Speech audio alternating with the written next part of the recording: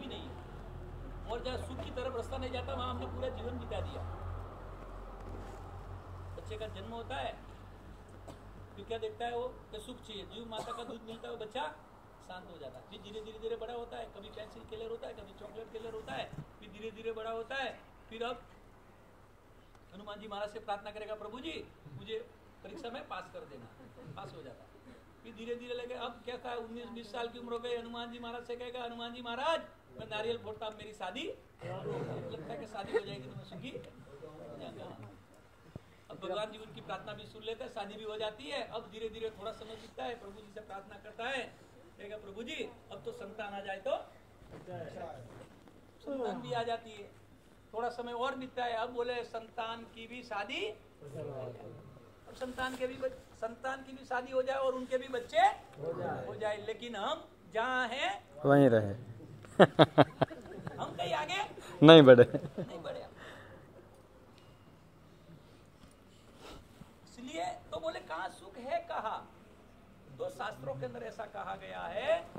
अब आप यहाँ जितने बैठे हैं ना, आप कहेंगे महाराज जी बहुत सा पैसा आ जाए तो सुखी हो जाते, बहुत सा धन चाहिए हमको, हम सुखी हो जाए।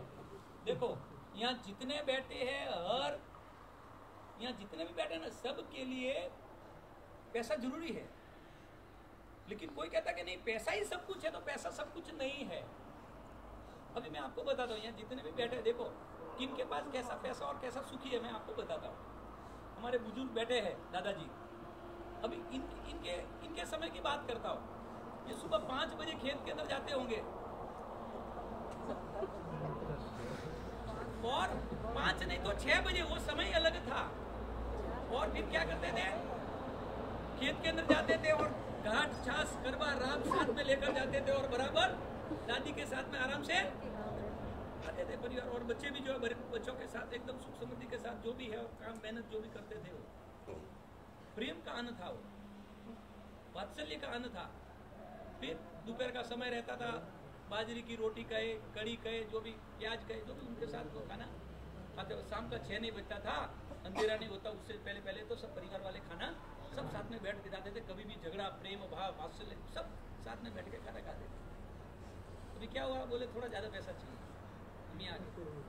अब क्या हुआ, सुबह 7 बजा, आँख तो खुली नहीं खुली, बेटा क्या फटाफट जा, तू शटर खोलना, मैं आता हूँ 2 घंटे बाद आता हूँ। मुँह तो धोया नहीं बराबर, 7 बजे दुकान खोलनी है। अब 7 बजे जिस दुकान पे जाते हैं, 12 बजे का समय हो गया। अब कहते बोले खाना ठंडा है, हो गया, अब फटाफट आओ खाना खाने को। अब क्या कहते, और उतने में तो कोई एक आध ग्राहक आ गया, बोले मैं आता हूँ, ऐसा करके ग्राहक को पटाने में 1.5 घंटा निकल गया।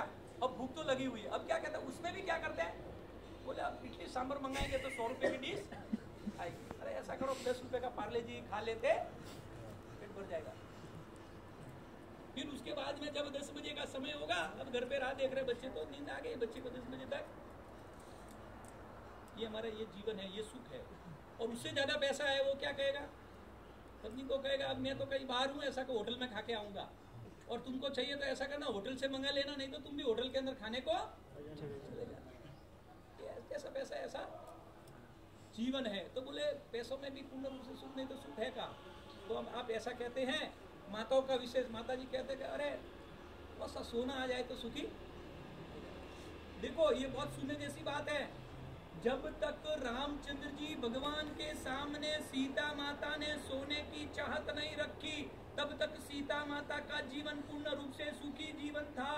जिस समय सीता माता ने कहा कि हे प्रभु मुझे सोने का मृग चाहिए, रामचंद्र जी भगवान ने मन ही मन कहा कि अरे हे लाडली मैं तुझे सोने की लंका में भेज देता हूँ, वहां जाकर देख लेना कितना सुख है। गौ माता की जय हो। भगवान की लीला थी।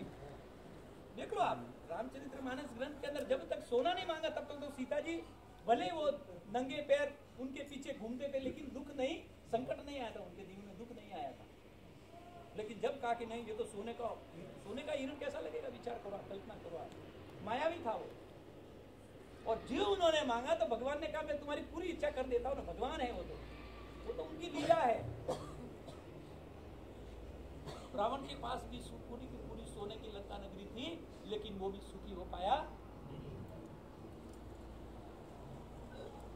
जिस समय कृष्ण भगवान के पास पूरी की पूरी सोने की द्वारका नगरी थी, वो भी गए तो पूरी की पूरी सोने की द्वारका नदी को समुद्र में डुबा दिया। तो पता है कि यहाँ गायों की सेवा नहीं होगी। अब कहेंगे महाराज जी को जान दो, त्रेता जान दो, द्वापर जान दो, अब की बात करो। अब यहाँ से हैदराबाद से आना है, यहाँ पर आना है, रात का 12 बज गया, बस यहाँ की निकल गई, गले के अंदर पहना वो तो क्या सो जाते क्या बस स्टैंड पे? और 2 मिनट रहेगी, हाथ यहाँ पर जाता, अरे है क्या चला गया। वो सोना रात भर तक आपको बस स्टैंड पर सोने देगा नहीं। हाँ, आप बोलेंगे महाराज जी हमारी, आप कहेंगे कि सोने के लिए आप आड़ी दे रहे हैं हमारे लिए, लेकिन देखो सोना चाहिए, लेकिन कितना सोना चाहिए? यदि आपके पतिदेव की कमाई साल की 2 लाख की है तो लाख रुपए का आप गोल्ड हो, लेकिन पतिदेव की कमाई लाख की और बोले 5 लाख का, बाजू वाले ने ऐसा लाया मुझे भी 5 लाख का चाहिए, तो फिर वो घर के अंदर बोले नहीं तो खाना नहीं मिला। तो उसमें घर के अंदर झगड़ा होता है, बाकी वो उसमें कोई तकलीफ नहीं है। आपकी जितनी कमाई उसके हिसाब से करो, आपको जो करना है वो करो, लेकिन पड़ोसी का देखकर अपना घर जलाना ये सुख नहीं है। तो बोले का है? बोले महाराज जी यहाँ पर ओम नमो भगवते वासुदेव बोल रहे, आनंद आ रहा है, और जीव घर पे गए बोले जैसे थे वैसे ही। भक्ति के अंदर भी कुछ नहीं है, सुख तो है नहीं, इसमें भी सुख नहीं है। तो बोले सुख है कहा? तो यहाँ हम शास्त्रों के अंदर ऐसा कहा गया है कि गावो विश्वस्त मातरम, गौ माता पूरे विश्व की माता है, और जो गौ माता की शरण लेता है गौ माता उनको 4 प्रकार के सुख देते हैं। कितने प्रकार के होते हैं? 4 प्रकार के।